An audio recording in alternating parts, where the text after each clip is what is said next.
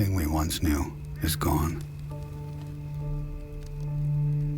We've become drifters, roaming the wastelands, scouring the wreckage for something to hold on to, searching for someone to light the way forward.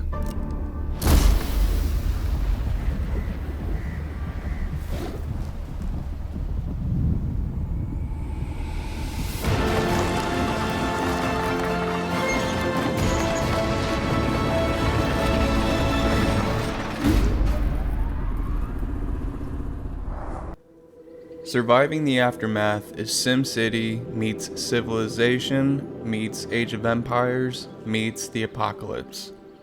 But sadly, there are no zombies. The game's setting takes place after nuclear war and fallout has essentially ended the world as we know it, and you are just a survivor trying to rebuild civilization.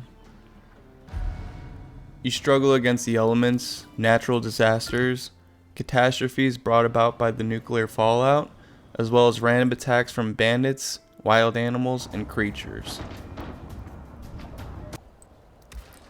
In surviving the Aftermath, you will explore the Wasteland, find other settlements, recruit specialists and colonists, research upgrades to help your development, build up your settlement, and survive the Aftermath. The main objective in surviving the Aftermath is building a doomsday bunker while growing your settlement and surviving, which is good because games like these need an objective beyond just growing, as that can become very repetitive and boring really quickly. In the beginning, you start by making tents and simple gathering stockpiles for your colonists to live and work.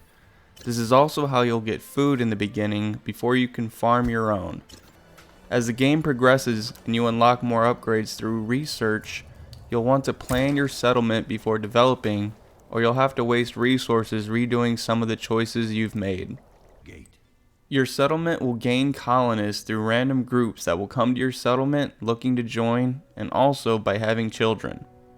One feature that I liked was that you can't trust every colonist looking to join your settlement. As your settlement grows, you'll discover more and more resources until they eventually run out. The size of the map that your settlement is in is limited, so make use of what you can find. As you progress in the game, you will be able to recruit specialists. Specialists are the heroes of your settlement. These are the characters that you will play with when you are exploring, scouting, fighting bandits, and are even handy at the settlement when a random attack occurs. There are 4 classes of specialists: Fighter, Scout, Scientist, and Scavenger. The classes speak for themselves. Fighters are good for sending to bandit camps. Scouts can cover more distance and are pretty universal. Scientists are good for research points. And scavengers are good for getting more resources when looting. In my playthrough, I really didn't have a preference. I often found myself using scouts to fight and loot, as they are pretty well rounded. But you might want to have a little bit of everything, as there are random quests that have certain choices for each class. The specialist stats also vary. Some scavengers might have 150% scavenging, but others might have 200%. Their HP, movement, and damage might also vary, so pay attention to who you are recruiting, as money is hard to come by early in the game. There are plenty of upgrades that take a lot of time in the beginning to unlock, and you need to strategize what you're going to pick, especially then because it felt like choices really mattered. You have to be smart about what you are building using the little resources and research points that you have in order to get more. The tech tree is split into 5 categories: community, food, infrastructure, resources, and safety.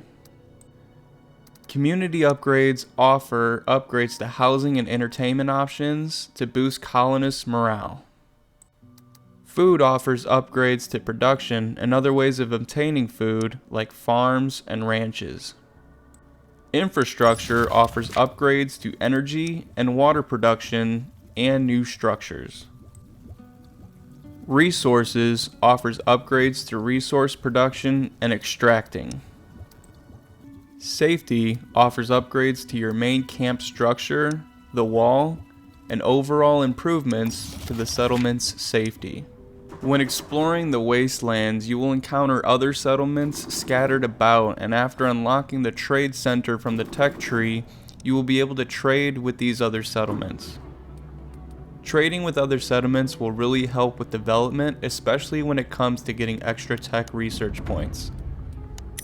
Keep an eye out for which resources will help or hurt your relationship with them though. Random NPCs will also visit you throughout the game, offering trade options that can help in a time of need. Exploration is required to find more resources that are crucial to development. You will also encounter bandit camps while exploring, though not ones you'll be attacked by from being in the same territory. There are bandit-owned territories that you will have to fight in order to explore past, depending on their location. Exploration in the game takes time as your specialists need to travel. The amount of time it takes depends on your specialist's AP level. Exploration is also the main progression of the missions in the game. As mentioned before, you'll also encounter other settlements that can become friendly through trade. Later in the game, you'll unlock the ability to leave specialists in territories to continuously farm a resource. The cons for this game for me are that the specialists don't seem to play a major role as their name intends. Sometimes their class comes into play during the random missions you'll get over time, but I found myself using scouts as much as the fighters to fight groups of bandits or scientists to scavenge. Maybe I didn't get into the fine mechanics enough, or maybe it's because I was playing on an easier difficulty level, but I found the other stats to not make much of a difference either. I also wish that while exploring the wasteland to scavenge, scout, or attack the bandits, that instead of just sending a specialist and waiting for them to finish, that instead it would play like an RTS, where you are put into a map and have to move your specialist or group around to explore, attack, and all that stuff. I think that would have elevated this game into something more. I also think that the progression from tents to houses could have been spaced out more. I know if I had played on a higher difficulty, this would have been much harder, but I feel the jump from your small survival campground to a full-on self-sustaining city was pretty rapid. I wish other settlements also played more of a role in gameplay. Aside from being able to get resources when you need them, the only thing that I've encountered with them is that when your relationship is really low, they might come and attack. Overall, I really enjoyed the game, even though I thought this would be a zombie survival. I've always wanted a zombie surviving RTS game from a settlement perspective, but the mobile game versions just aren't enough. That being said, surviving the apocalypse shows what's possible, and if they add that as a DLC, I would definitely buy it. There's also something very satisfying about struggling with tents and scavenging for berries with barely a campground and working up to a full-fledged city that is self-sustaining. The difficulty is definitely there.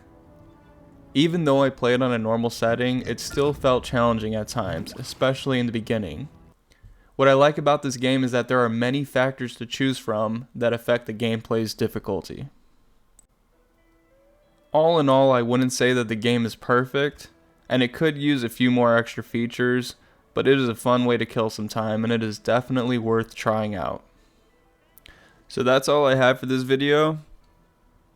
Maybe you'll check out the game for yourself, and thank you for watching.